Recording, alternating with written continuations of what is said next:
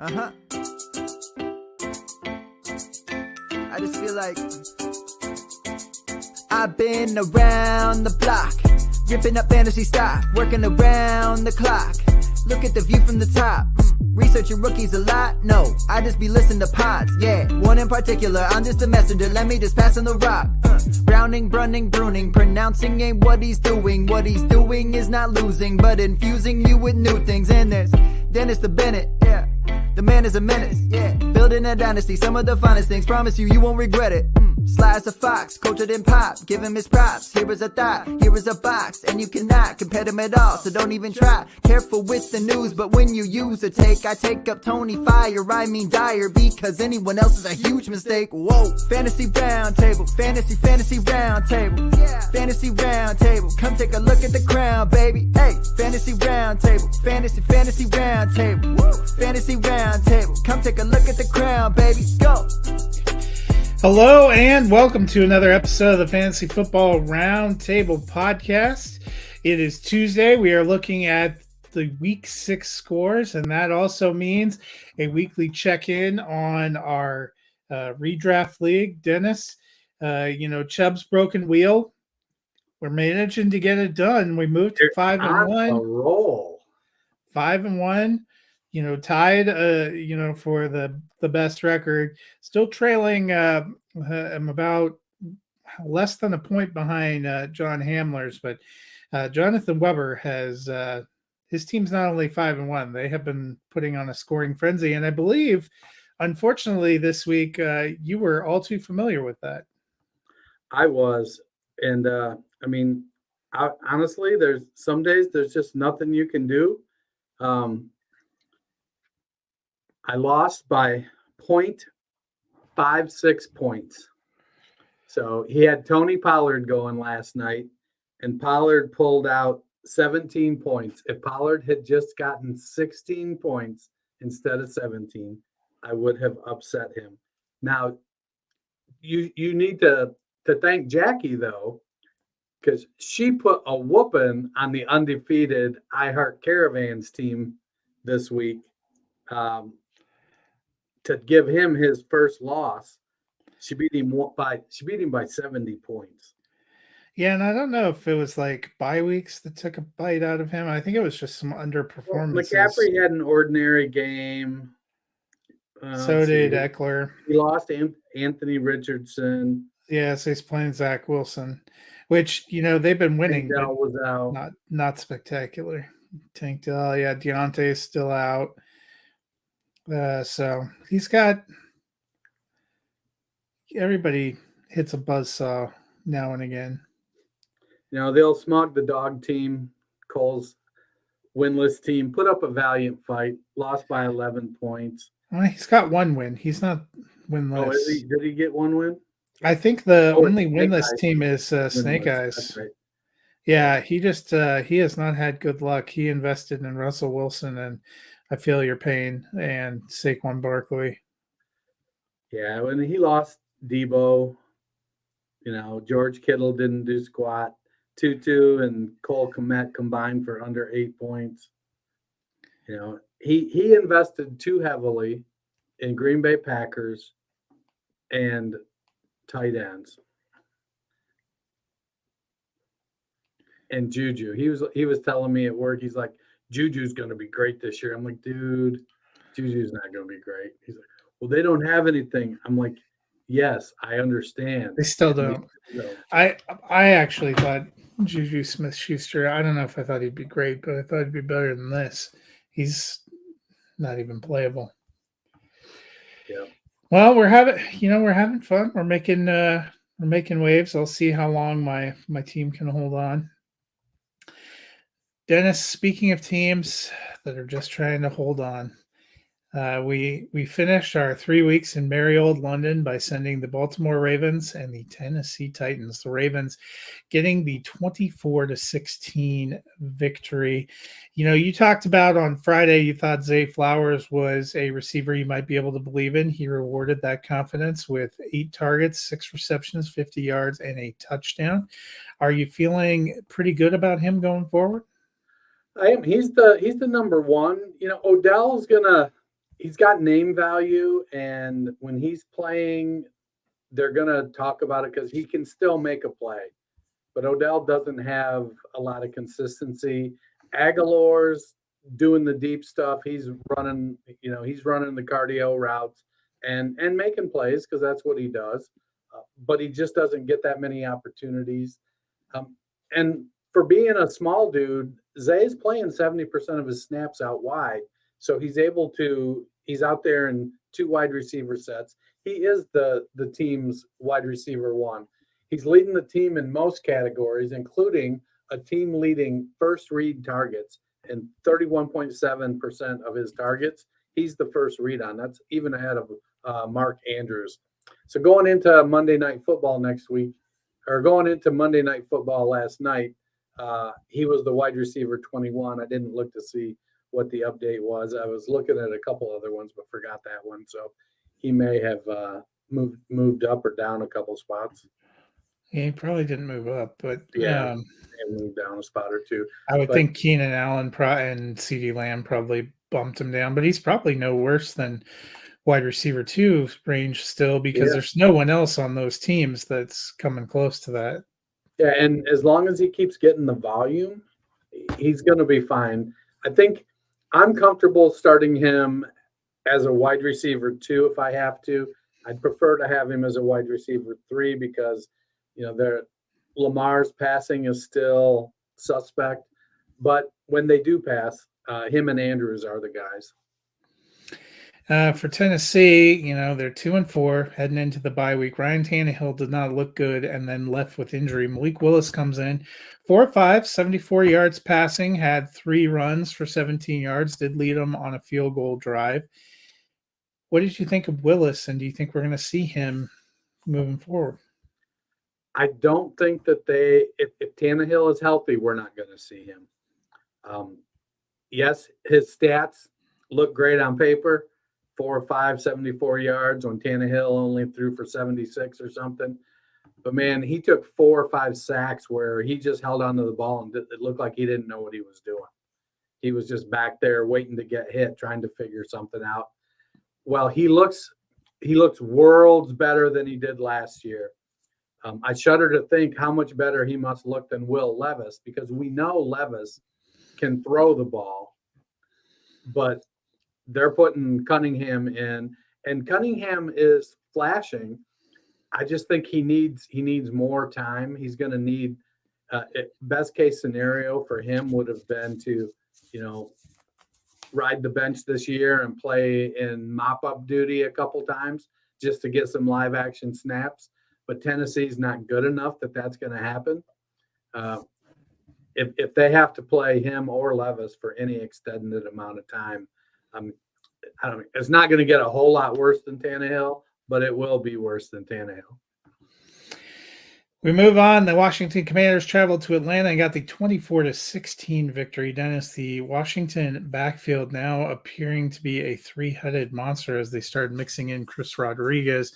Brian Robinson, 10 carries, 31 yards, 4 for 23 for Rodriguez, 3 for 15 for Gibson. Robinson catches 2 for 25 and a touchdown. Gibson catches 1 for a yard and a touchdown, which helped their fantasy days. But 3 guys in the rotation, not a lot of volume for any of them. How are you feeling about that backfield? Rodriguez is pushing Antonio Gibson for non-passing down work. And I think what he's doing is moving Brian Robinson a little more to passing downs. So it's almost like they're shuffling a little bit. Neither Robinson nor Rodriguez are as athletically gifted as Gibson, but they don't he must be a terrible practice player. There's something about Gibson that they're just not buying into. And I don't know what it is, but the Commanders are telling us that they're out on Antonio Gibson. I think this is his last year of his contract, right? Yeah. Yeah. So it would be shocking if he's back in DC next year. I don't feel like they're particularly high on Robinson either. It might also be shocking if he's, starting somewhere else next year. I mean, he's going to get an opportunity to be a second or third back for another team. But I don't know if they just don't think he's a scheme fit. And so, or he must be making some mistake that's over my head consistently. But, I don't know. I think next year it'll be Robinson and Rodriguez and theoretically, who knows if Riverboat Ron will be back, but I like what Sam Howell's doing if he can, not get sacked. And they have some balance. The defense is playing better, so I don't think they make the playoffs, but they could definitely be a spoiler team. And there's fantasy points to be had. Logan Thomas. I know unless you roster Jahan Dotson and then but it wasn't for lack of effort. They were trying to get him the ball. It's almost, we'll talk about Michael Gallup when we get to the Dallas game, but Dotson only had one target. Yeah, but he's playing. Just because if you're out there running routes, you're going to get targeted eventually.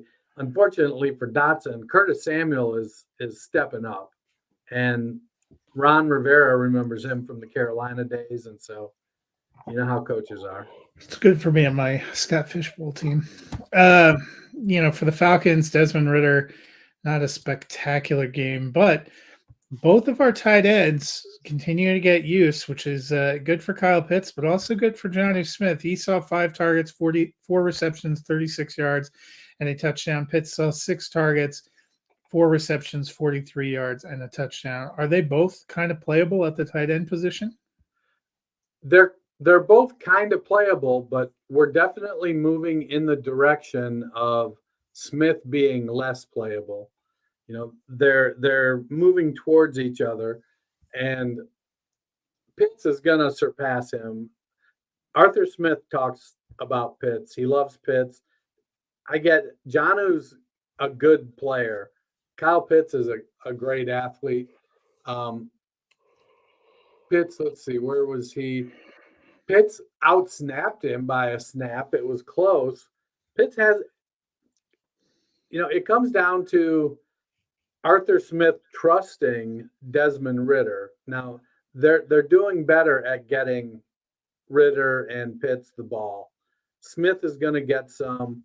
Algier and Robinson are going to get some run. They don't really have a viable second receiver between Hollins and Van Jefferson or Scotty Miller. So it's feasible that, London's there at the top of the target totem. Pitts is second, Bijan is third, and Jonnu is fourth. That's kind of what it looks like to me there. It all comes down to whether or not Desmond Ridder can be a little more accurate down the field. Kyle Pitts, let's see, he leads in most of the relevant stats. Routes run, route percentage, ADOT, air yards, target share, all of those metrics that foreshadow fantasy production are leaning towards Kyle Pitts. We move on, and the next game, the Minnesota Vikings travel to play the Chicago Bears, 19-13. The Vikings get the victory. Dennis, when Cam Akers got traded there, it seemed like it would be intriguing, but, even though Alexander Mattison hasn't lit the world on fire, Akers, 1 carry for 8 yards, 1 reception for 7 yards on 1 target. Is he droppable? I think he's a handcuff is really what he is at this point. Let's see, who are they playing as their second back? It's CJ Ham, their fullback, but Akers is their second tailback. No, outside of Ham, no other running back took a snap. So he's not gonna get a ton of snaps. I think the best argument or a ton of touches as long as Madison's playing. But I think the best argument for holding him is that Madison is a Jag at RB22. We've seen Madison. he isn't going to blow the roof off the doors by any stretch of the imagination. So he's a RB, low end RB2, RB3. And occasionally he'll have, a 95-yard game or something. For the Bears, Justin Fields wasn't having an incredible day, but then he got hammered a few times. But on the last one, dislocating the thumb on his throwing hand, which is, yes, as bad as it sounds. Tyson Bagman came in 10 of 14, 83 yards, and an interception. Did have 2 carries for 4 yards and a rushing touchdown. We could be seeing him again soon. Some of the medical professionals on Twitter think Justin Fields may need surgery. What did you think? So Bagent was a very prolific passer in college at Division II Shepherd College. Threw for over 9,000 yards his last 2 seasons. But it was Division II Shepherd College. It's kind of like Donald Parham in his 1,400-yard senior season at Stetson University. I think, they did sign Trace McSorley today. I kind of, in my head, thought they might bring Nathan Peterman back because, he was there last year, would have some familiarity with the offense. And they still may, depending on how Fields shakes out this week. It wouldn't surprise me if they do bring Peterman back. But, Fields was starting to come around. I can't imagine the horror of a dislocated thumb or the desire to pop it back in place and go try to play again. That just, I don't know, that seems tough. So I think we'll see Bagent. I think, it would have been nice for fantasy if Bagent hadn't vultured that touchdown from D'Onta Foreman. That would have been real nice.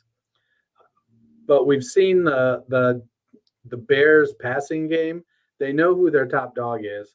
And once they get things shook out this week and input the game plan, whoever the quarterback is going to be targeting DJ Moore. Yep, and they play the Raiders, so it'll be interesting to see. Next up, Seattle Seahawks travel to battle the Cincinnati Bengals. The Bengals get the 17-13 win, quietly move back to 3-3 heading into their bye week. Dennis, for the Seahawks, you said you would love to see a little deeper ADOT for Jackson Smith-Njigba. And coming off the bye, he saw 5 targets, caught 4 for 48 yards. Are you encouraged by what you're seeing? I am. I mean, he had such a good game. It improved his overall ADOT on the season by 1.1 yards. It's up to 3.7 yards. That's phenomenal. By the end of the season, he's going to have a 9-yard ADOT. Jeez, keep it up. He played 72% of the snaps, so he's out there. They're running 3 wide receiver sets. They're giving him opportunities in 2 wide receiver sets. Metcalf and Lockett are still the top 2, and as long as they're healthy, JSN is going to be the number 3. But we know he's a good route runner. I want them to get off we got to get him shots around the line of scrimmage. He's better than that. Give him some space downfield. Let him operate. Let him get open at 10 yards. He can do it. I've seen him do it. I'm happy. He's on the field. He's getting some targets. He's converting them. Let's keep it going. On the other side, Bengals got the win, but another ho-hum game for T. Higgins, only 2 receptions for 20 yards. He only has 14 receptions for 149 yards and 2 touchdowns on the season. He has gotten 36 targets, but only catching 36% of his targets thrown his way. That offense has been a little out of sync. He's been struggling with that rib injury, but is it time to worry a little bit about T. Higgins not kind of coming out as that wide receiver 2 we thought he'd be? No, I think he's going to be fine. I mean, players go through stretches where it's not quite clicking, and Burrow was struggling with the calf. He wasn't able to push off and throw. He wasn't getting the ball downfield. There were issues with that. And as he's gotten better, Burrow's number one target is Chase. And so he's gonna try to get the ball to Chase, even when he can't throw the ball downfield. Well, he's getting healthier. They have a bye this week. It all is starting to line up for 2 weeks from now, getting closer to back to normal. And if you remember, Tyler Boyd is probably close to the best third wide receiver in the NFL. And he just has some games, 7 for 7, only 38 yards, but he did put it in the end zone. We've seen Boyd have big games before, alongside Chase and Higgins. It's gonna come. I wouldn't worry. Honestly, if I'm in Dynasty, I might go out and try to target Higgins. But last week, there could have been some decoy action going on because he's had the rib injury, and so maybe there was a little bit of decoy stuff going on there. I'm not out by any stretch. Next up, one of the more surprising results, the 49ers traveled to play the Browns, who were without Deshaun Watson and still got the 19-17 victory. Dennis, the 49ers got beaten up. You mentioned Deebo Samuel came out. So too did Christian McCaffrey. Not sure if he's going to be able to play. If not, do you like Jordan Mason? Do you like Elijah Mitchell? Is there one that you would prefer over the other? I think if he's healthy, it's going to be Elijah Mitchell with Jordan Mason backing him up. If he's not healthy, it's going to be Jordan Mason with Tyrion Davis-Price backing him up. That's just how they do it there. It's the next man up. They have a clear order. It's McCaffrey, it's Mitchell, it's Mason, it's Davis-Price. That's the order of their running backs. Throw Deebo in there when he's healthy, getting a few carries. I'm not overly worried. For me, it's, could you go out and spend a bunch of fab on Jordan Mason? They were talking today that Shanahan was saying, we think he's probably going to be able to play. We'll see how the week goes, but we're optimistic. You could get screwed. You could spend a bunch of money on Mason, on fab, Mitchell or Mason, a bunch of fab, get to Monday, and McCaffrey plays. You could ride McCaffrey and not play somebody else and get to Monday, and McCaffrey sits out and doesn't play at all. It's going to be a nightmare for fantasy managers that are rostering McCaffrey, Mason, and Mitchell. For the Browns, they kind of had the ultimate team win. Their defense did a lot of work, got a couple of missed field goals, but PJ Walker stepping in. Doesn't look great in the numbers. 18 of 34, 192 yards, no touchdowns, 2 interceptions, carried 3 times for 1 yard. We're not sure if Watson's going to be able to play in week 7 either, because it's in that throwing shoulder and he's having trouble with velocity. What did you think of PJ Walker? He met my expectations. We're not high. I mean, it was the luckiest of lucky days for them to beat San Francisco. The defense played lights out. And right now, apparently having to give himself his own massages hurt his shoulder, and now he can't throw. Did he actually say that? No, that's what everybody's saying, quote unquote massages. He's having to do them himself. I just thought that would have been hilarious.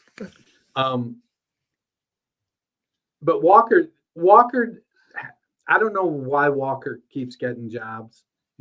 He's Trace McSorley. He's a 5'11", run around, chuck it. He's like older Bryce Young right now. He's not getting the ball at 5.6 yard per attempt. I don't know. I have never been a real fan, and he didn't put up much in the way of fantasy points. It's great that the Browns won. I want the Browns to win. Jerome Ford had a good day, 84 yards on the ground. What did he do in the air? Doesn't look like he had any targets even. Kareem Hunt caught 3 passes. Hunt had a good day, 47 yards and a rushing touchdown. So it's right now, that's where it's at. Amari Cooper, 4 for 108. Elijah Moore had caught 4 of 7, but for only 19 yards. I'm not holding out hope for a long win streak on the arm of PJ Walker for the Browns or my fantasy teams. Especially for fantasy. Carolina Panthers traveled to the Miami Dolphins and remain winless, getting the 42-21 victory for the Dolphins. Dennis, no Miles Sanders, Chuba Hubbard getting the start. 19 carries, 88 yards, and a touchdown. Had a couple of had a reception for 2 yards. We've mentioned that he has looked a little bit better the last few weeks. Do you think that he has earned more run? Should they look to him maybe over Miles Sanders? Yeah, I think what we're going to see is Chuba getting more opportunity. He's looked like the more explosive, the more decisive back. It'll be interesting to watch when Sanders gets back. We saw this in Philadelphia, right when Miles Sanders was getting ready.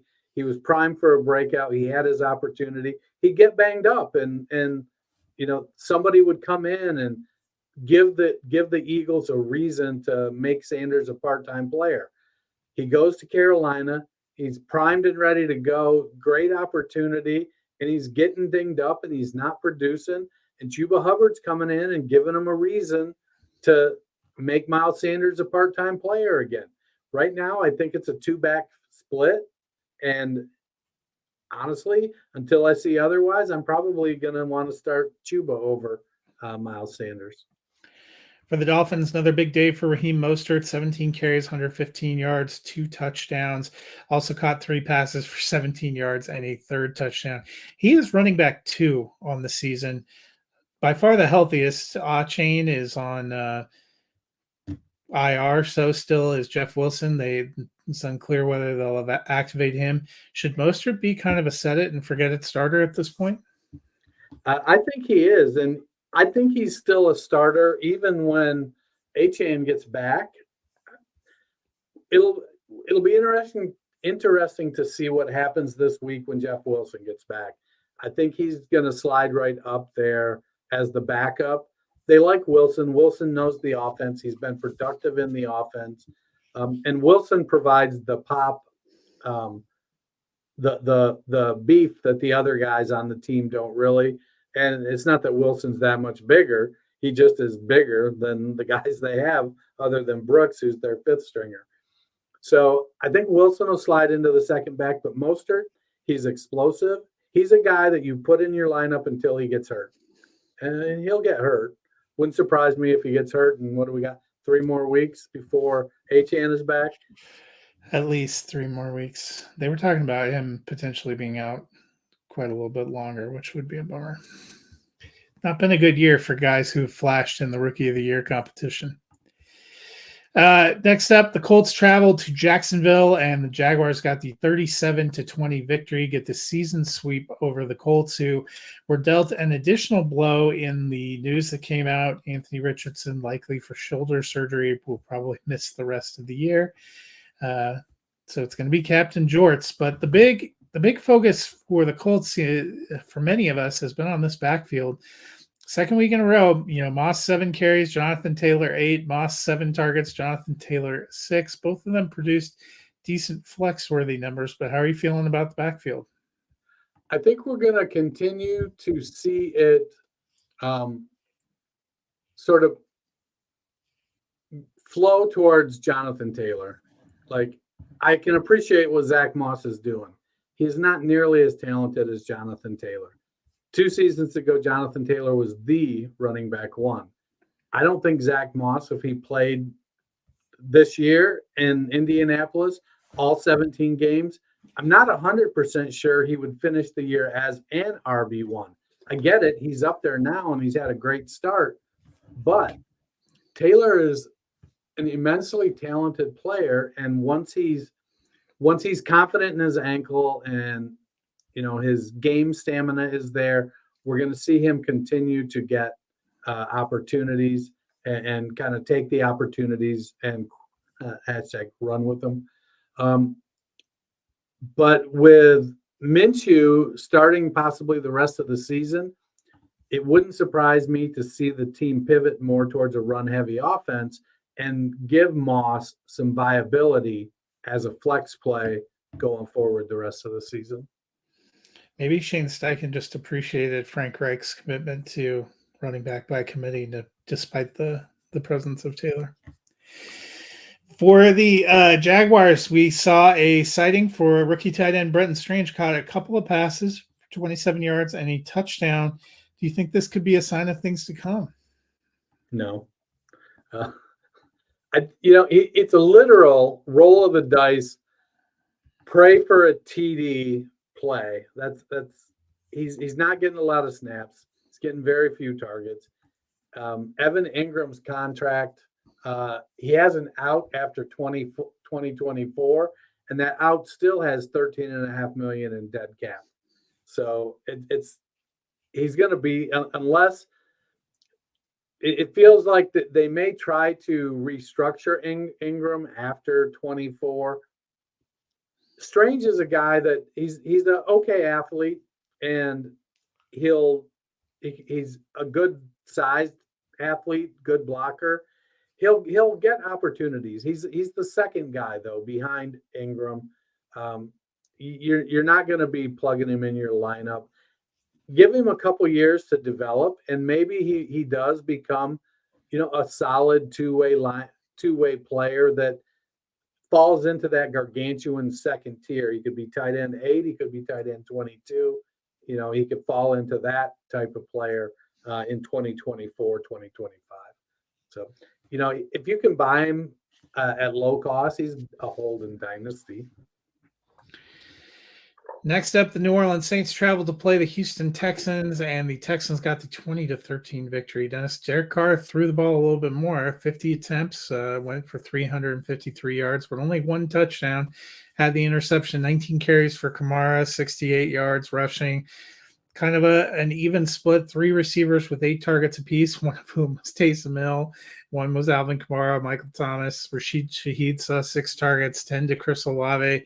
What do you make of this Saints offense? They've been productive for fantasy. They're not putting up a lot of points. Yeah, it's kind of weird because we know that Carr's been having trouble with his arm. So to turn around and throw it 50 times against the Texans of all teams, who aren't putting up a ton of points themselves, but the Saints didn't generate any offense either. So Kamara had a great day. I know we'd all like to see him get a little more yardage in the passing game, but if you're going to throw him 7 passes for 35 yards every week, I'll take a 10.5 passing game base, and then we'll see what he can get done on the ground. Olave's still the guy, and Shaheed is the guy that is going to lift the lid of the defense. He's going to run deep. In some weeks, he's going to catch some. Like this week, he only caught 2, but 85 yards and a touchdown. In other weeks, he's going to catch 2, and it's going to be for 13 yards and no touchdown. Michael Thomas is the de facto tight end with Juwan Johnson out. I know Moreau had 4 targets, 4 catches, and 33 yards, but he operates in that same area as Michael Thomas. Thomas is clearly on the decline. He doesn't have a ton of speed left, but he's a big-bodied receiver that can catch the ball really well. Taysom Hill to get 8 targets, 7 receptions, and that seems he's doing his own Christian McCaffrey. He caught the ball, he ran the ball, he threw the ball. He didn't have touchdowns on any of them, but yeah, a little great value Christian McCaffrey there.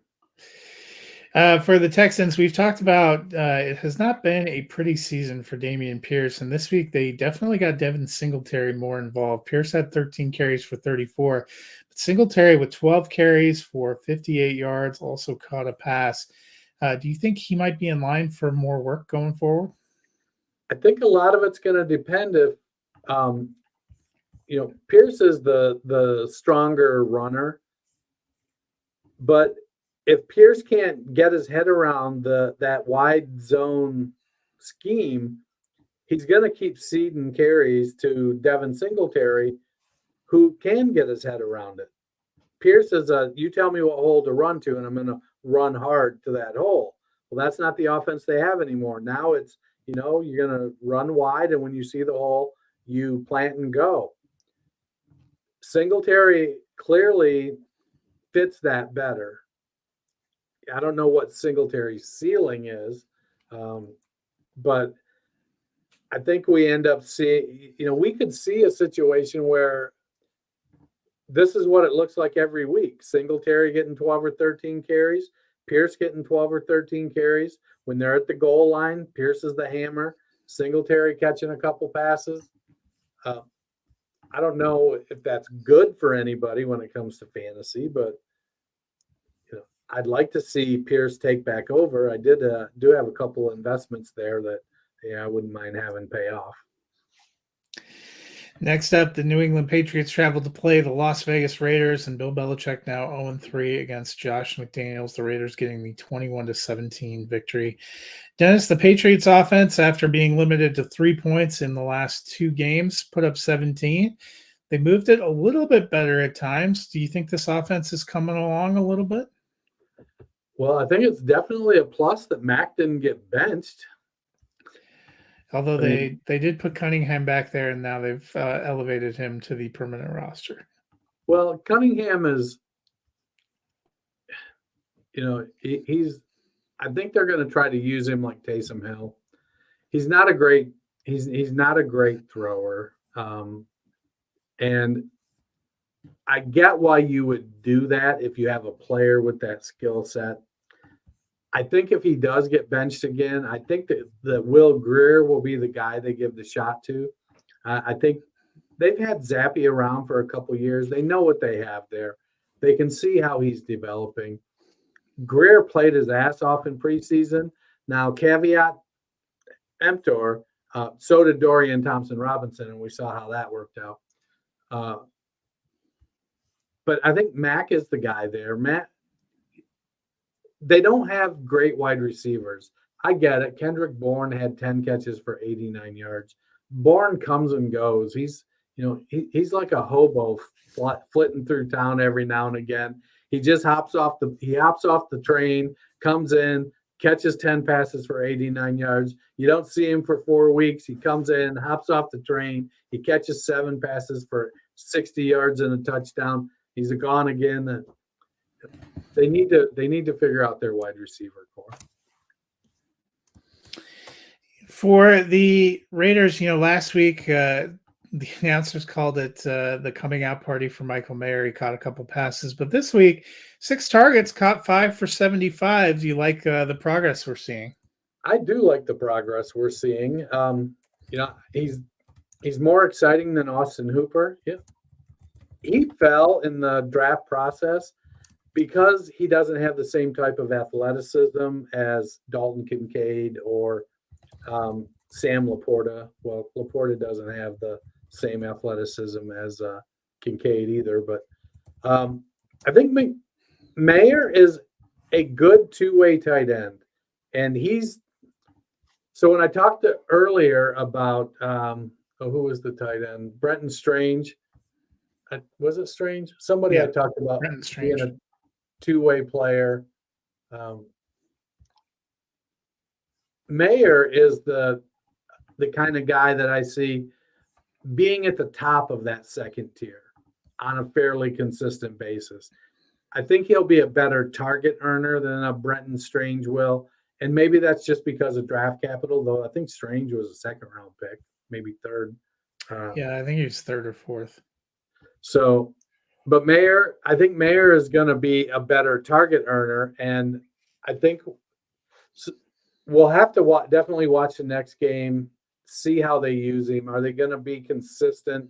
If he can get 5 to 6 targets per game, I think we'll be looking at opportunities for him to put up numbers like this on a fairly consistent basis. Next up, the Detroit Lions traveled to play the Tampa Bay Buccaneers and got the 20-6 victory. Dennis, a couple of years ago when they traded Matthew Stafford, it almost felt like Jared Goff was a throw-in. And we've spent the last couple of drafts thinking the Lions were going to go get a franchise quarterback. They've never done it. And Goff has this team 5-1. They had almost no running game they were able to get going on Sunday, and even on the road, 30 of 44, 353 yards, 2 touchdowns, no interceptions. He's won 7 of his last 8 road games. There's been some talk about maybe Goff getting an extension and being kind of the long-term answer for the Lions. How do you feel about that? So I was listening to Sirius XM today, and I think it was Jeff Ratcliffe pointed out that in his last 17 games, Goff is like 14-3 or something crazy like that. But he also has thrown for like 4,800 yards. He's just become a good quarterback. And while I think there'll always be some issues of road, home, dome, outside with him, they've built the team to be able to kind of offset that when they have to go outside. You've got David Montgomery, who they can let him run 30 times if they need to, if he's healthy. Got Jameson Williams back. Only had 3 targets, but he caught a 45-yarder, 53 yards and a touchdown. That's what you're looking for from Jameson Williams. I'd like more than 3 targets, but Josh Reynolds is there. Now they've got, with Amon-Ra St. Brown, Josh Reynolds, and Jameson Williams, they've got 3 wide receivers to cover all 3 levels of the field. And then you've got Sam Laporta running wild underneath. All of that bodes well for Jared Goff. If they make a deep run in the playoffs, I think they almost have to give him an extension. Now, hopefully it doesn't turn out like Joe Flacco's. But I'd like to see them structure it that if they needed to get out of it in 2 or 3 years, that they can without, having to pay somebody $75 million in dead cap. We've seen the last 3 drafts. Rookie quarterbacks are no guarantee. Yep. Maybe what I've been impressed with Goff too, as you've seen, is he's become a pretty decent leader on there and kind of a veteran leader on what's a young emerging team. The Buccaneers didn't get a lot of offense going. Tampa Bay, they're still in first in their division, but they're a team, they seem to win the games they're supposed to win. They're somewhat competitive, but not really close against the better teams we've seen them play. If the Buccaneers win that division, do you think they'd really be much of a contender in the NFC? I mean, you can't win the lottery if you don't buy a ticket. And if they win the NFC South, that's basically what it is. They've bought a lottery ticket and they've hit. They're not going far. I think they're a one and done. Evans is wide receiver 19. Godwin's wide receiver 42. White is RB 24. Baker's QB 19. It's not a high-powered offense. Mike Evans is the guy you want to start in that offense because I do think there's a conscious effort to get him his 1,000-yard season. I'd hate to think that it's going to be at the expense of Chris Godwin at wide receiver 42, but Trey Palmer had 7 targets. Devin Tompkins had 4 targets. Godwin had 7, but I'd like to see it concentrate into Godwin and Evans and just let those 2 guys make plays. Next up, the Arizona Cardinals traveled to battle the Los Angeles Rams, who got the 26-9 victory. Dennis, James Conner is out, and the backfield has become a complete mess for the Cardinals. Keontae Ingram, 10 carries, 40 yards, 8 for 36 for Damian Williams. Amari DeMarcado, who was a big waiver wire pickup, 2 for 11. What are you doing with that backfield? So I don't know if it's just a dynasty mindset or we thought that, well, we've seen what Ingram can do, so how can they possibly give him the shot? And Ingram was listed as the starter. That's just how it was. And I get it. We love the shiny new toy in DeMarcado. We've seen Damian Williams come off the practice squad and should have been a Super Bowl MVP. He's a professional running back. So for DeMarcado to kind of fall, he's got to prove himself. They've got to trust him in the passing game. I think they know what they have when it comes to Damian Williams and Keontae Ingram. They don't really know, but they have to. He's got to earn it, and he's got to not get his quarterback killed in the passing game. They only had a total of 4 targets between the three of them, 2 for Ingram, 1 each for Williams and DeMarcado. DeMarcado had the best yards per carry. He just only got 2 yards per carry. I wouldn't panic, but I'm really not looking for any one of them to achieve the kind of productivity that James Conner had. If you got DeMarcado and you spent money on him, don't panic cut him. He's going to get some opportunity to show himself, but they're going to be conservative. I mean, what's their record? Are they 1-5?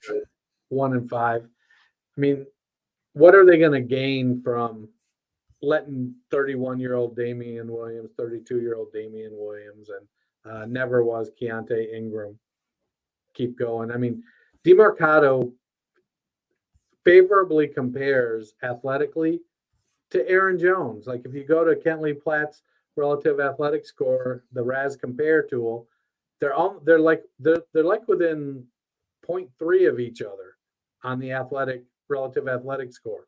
He's a good athlete. He's going to get a chance to show what he's got. Until then, who knows? Dennis, the Rams 3-3 now. Their losses are to the Bengals, 49ers, and Eagles, which are a couple of pretty good teams. They seem to have gotten the running game going a little bit with Kyren Williams, though he may miss this week, and the passing game with Cooper Kupp, Puka Nacua, and Tyler Higbee. What do you think of the Rams offense? I think we know what we're getting. It's Cooper Kupp with a ton of targets and Puka Nacua with several targets. Kyren Williams is going to run the ball unless he gets unless that his injury is worse than we expect. I don't know. He's questionable for this week. So everybody's excited about Zach Evans, though they've activated Royce Freeman and they've signed Darrell Henderson. So what we're looking at. Look, I've seen Royce Freeman play. No need to get excited. He's still in the league, though, bouncing around because he does a couple things good enough. So I'd like to see Evans. If Kyren Williams is out, I'd like to see Evans get some opportunity. I would not expect him to get more than 50% of the opportunities next week if Kyren Williams is out.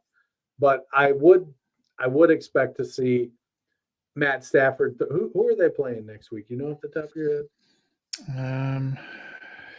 Let me look it up. They had this game pretty well in hand, 26-9. So they were grinding it out with Kyren Williams. If they're it's the Steelers. I knew I would remember.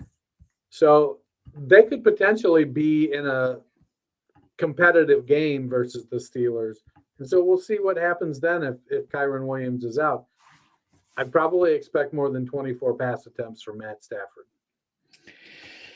Yeah. Next up, the Philadelphia Eagles traveled to play the New York Jets, a team that had never beaten them in franchise history, and they managed to lose 14-20. Second game where Donna Kelsey was present up in the booth that Zach Wilson showed out and got a good performance. So I don't know if you've seen those memes, but they are cracking me up. What? The MILF Hunter? Yeah. Those memes cracking me up. But for the Eagles, they were 5-0 coming in, but they hadn't looked as dominant as they had in years past. Hurts struggling with some turnovers here. Could a loss like this actually maybe help them get back on track? It might help them focus. I'm of the mind that no loss is a good loss. I feel that way about my fantasy teams too. So, hey, but at least Devonta Smith got a team leading 11 targets. They remembered he existed. They're wide receivers are divas, and sometimes they get forgotten about. Then they get the squeaky wheel. I mean, Goddard still got 8 after having a big game last week. So, AJ Brown had 9. So they threw the ball 45 times, which is crazy in a game that only had 34 total points. Well, they only scored 14 points, and the Jets were literally missing their top 4 corners. Right. It was something, and it's not like Breece Hall, carried the ball 25 times for 190 yards. He was 12 for 39. The defense, while they were missing their top 4 corners, the defense played well. They put up a strong front. If Zach Wilson can if he can keep managing the game and avoid turnovers, they've got enough weapons in Garrett Wilson and Breece Hall, Tyler Conklin. It's not the worst thing in the world. I don't think the Eagles want to have that 45 pass to 22 run pass run ratio very often, though. Yeah. Well, the Jets head into their bye week 3-3. Zach Wilson's got them rallying, and Aaron Rodgers was throwing without a cast on the sideline. I hate the Jets so much. The Sunday night football game saw the New York Giants travel to play the Buffalo Bills. The Bills get the win, but it was a narrow one. Bills came in 14.5-point favorites from Las Vegas, and they got 14 points and beat the Giants 14-9.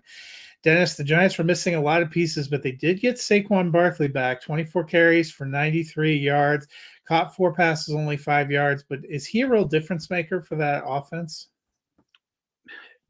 Yeah, he's an extremely talented player. He's a bell cow back, 230 pounds, good speed. Has he lost a little bit being injured several times over the course of his career and taking hits? Probably. But Tyrod Taylor played a good game. He didn't take a lot of chances, but he did get the ball downfield a little bit more than Daniel Jones has been able to. Slayton had a good game, 4 catches for 69. Wan'Dale Robinson had an efficient game, 8 for 62. Those were practically handoffs. Hell, even Jalen Hyatt caught 3 passes. So whatever Tyrod Taylor was doing behind that terrible offensive line, Daniel Jones needs to take a look at for when he gets back in there. Buffalo, meanwhile, they got the win. They're back to 4-2, but they didn't have a great showing last week in London, and they really didn't have a great showing on Sunday night. They kind of came alive and got a couple touchdowns in the fourth quarter, but it was tough sledding. What do you make of this Bills team? I think that teams, as much as they try not to, they still overlook teams they think they can beat easily sometimes. Should a New York versus New York battle have been something they overlooked? It should not. Did they not overlook it and just the Giants rallied behind Tyrod Taylor and gave the Bills all they could handle? Maybe. I mean, the Giants have some good players on defense. Big fan of Micah McFadden and Kayvon Thibodeau. But Allen, he only threw the ball 30 times. They ran it. He only ran it twice, 27 carries for the other backs. That's a pretty balanced attack. And James Cook, 14 for 71, over 5 yards a carry. I think we'll take that all day, every day. But Cook didn't have a single target in the receiving game. And to me, that seems like a mortal sin. But then no running back had a target in the receiving game either. So, I mean, it was pretty much all Stephon Diggs, and then a couple other people got some scraps. Diggs 10 for 100, and next closest guy like 3 for 21 for Davis, who put it on the ground. 3 for 17 for Knox. Target share, don't you? Indeed. Monday Night Football saw the Dallas Cowboys travel to battle the Chargers coming off of a bye. The Chargers got the early lead, but the Cowboys got the last laugh, winning 20-17. Dennis, we have not seen a lot from Brandon Cooks this season, but they got him a little more involved. Caught 4 passes for 36 yards and a touchdown. Also had a 14-yard end around. Is this kind of the game maybe he needed to get going a little? I think when you've been struggling, any game where you have positive outcomes could be that game. 4 for 4 on targets, only 36 yards, though. That's a pretty low ADOT. But he did get in the end zone. That was a beautiful catch he made on that touchdown. At least he caught his Michael Gallup. Lord. I mean, but Gallup also had some passes to him that weren't pretty easy to catch. It wasn't all Michael Gallup's fault that he only went 3 for 10. But I love that he had 10 targets. So I know Jake Ferguson, after Dak having only eyes for him, now falling off the. Maybe during the bye they can renew their bromance. Something. I'm probably more concerned with Tony Pollard in the running game. I hate to be the guy that's like, well, if you take away the one play, he didn't play well in the passing game either. But I mean, outside of that, he had 5 passes for 20 yards outside of the long pass, but he very nearly had a long touchdown pass too. It's I think coming back from the broken leg, I think he's still getting his feet under him. I don't know that last year he'd have gotten caught on that. I think they're going to come around just fine. They do have a very good defense. And the offense, we know that they can be explosive. Dak, he didn't throw the ball a lot, only 30 times. They didn't run a lot of offensive plays. This was kind of a hard-fought game. Yeah. For the Chargers, they had that early 7-0 lead. They tried to rally to tie the game in the fourth quarter, but couldn't get it done on that last drive. Only 17 points on offense. It was okay, not spectacular. Defense was okay, but not spectacular. Another home loss. They're now 1-2 at home, 2-3 overall, and heading to Kansas City. Did the Chargers have enough on offense and defense to be contenders?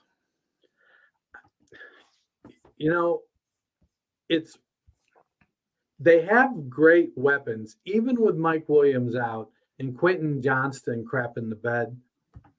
Josh Palmer and Keenan Allen and Gerald Everett, and then Donald Parham is the fourth guy that isn't going to catch a lot of passes, but at 6'8", he's definitely a weapon.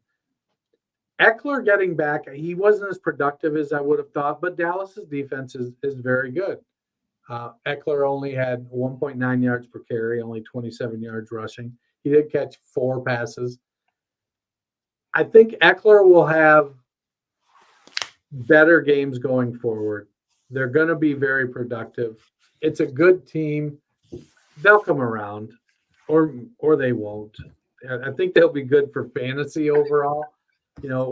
We keep putting Brandon Staley on the hot seat, and it just might be that it's actually time. It is. It's past time. It's past time. Well, before we get out of here, we are going to take a look ahead as Week 7 prepares to begin. Week 7, 6 teams on a bye. The Bengals, Cowboys, Titans, Jets, Panthers, and Texans are all out. Only 13 games. They all matter. The Thursday night game features the 4-2 Jacksonville Jaguars at the 3-3 New Orleans Saints. Kind of an interesting matchup, an important game actually for both teams. Saints not out of it in the NFC South. The Jaguars trying to build that lead in the AFC South. Who you got? I'm taking the Jaguars with the caveat that if C.J. Beathard starts at quarterback, I'm taking the Saints. So, I mean, the Saints have a pretty good defense, but Travis Etienne is killing it. He's running back 3 on the season right now. He is. And, and Ridley and Kirk are putting up numbers. Maybe not both in the same week, but at least one of them is giving you good numbers each week. Let me look at the latest Jacksonville injury report, because end of the day Tuesday is Zay Jones was a non-participant, probably not playing. Trevor Lawrence was a limited participant, but they're hopeful he will be available to play Thursday night. I think that what was Lawrence's injury again? Was it a Knee. So if it is his knee and it limits his mobility, that's one thing Lawrence has, much like Justin Herbert. Yes, they're 6'6", but they are very mobile and can run. To me, that changes the game a little bit. But Lawrence is a good quarterback, and he can get the ball out quickly. And with the weapons that they have, even if Zay Jones is out, they still have Kirk, they still have Ridley, they've got Everett. And like you said, Travis Etienne is having a phenomenal year. Throwing the ball 50 times last week for Derek Carr, maybe his shoulder is back to normal. Maybe he's not on the injury report. I just went to go look. He had a good week, and when you've got Olave and Michael Thomas and Rashid Shaheed and Taysom Hill and Alvin Kamara, Olave has a toe injury. He did not practice. Could be problematic. Yeah, so this is going to be a Thursday night game to watch. I'll tell you what's more scary for me for Trevor Lawrence. I'm looking at the injury reports. Guard Brandon Sheriff and tackle Walker Little are both questionable with injuries.